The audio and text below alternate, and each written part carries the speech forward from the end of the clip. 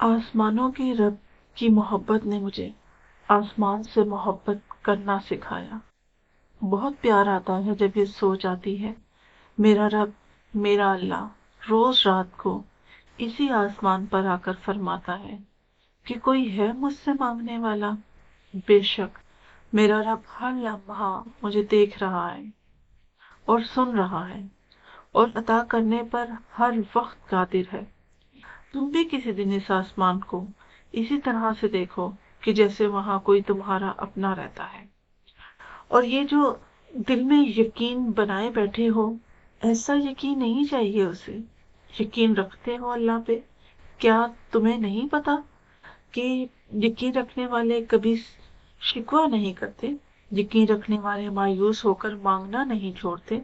ये कैसा यकीन हुआ भला कि जो मांगा वो उसी वक्त ना मिला तो बस ये सोच लिया अल्लाह ने अब नहीं देना, और दुआ से कुछ नहीं होने वाला।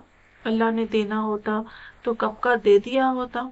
नहीं, यकीन ये नहीं है, बल्कि यकीन तो ये है कि तुम अपने जहन के वसवसों को पीछे छोड़ दो, लोगों की मायूसी और नाउमीदी की बातों को पीछे छोड़ दो और अपने यकीन को आखिरी हदों तक ले जाओ।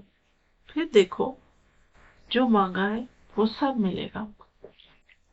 बस अल्लाह पर यकीन मजबूत होना चाहिए, क्योंकि उनसे बेहतर कभी कोई नहीं हो सकता।